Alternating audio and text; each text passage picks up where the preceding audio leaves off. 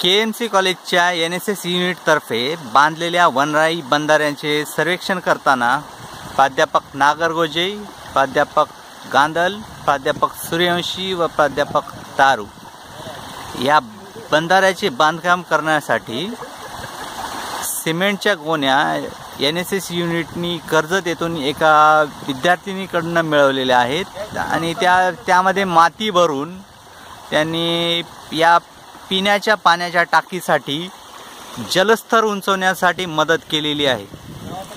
याबद्दल गावकऱ्यांतर्फे त्यांचे कौतुक होत आहे।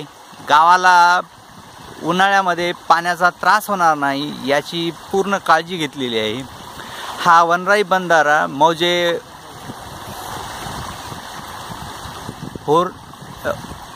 गावाचं नाव काय?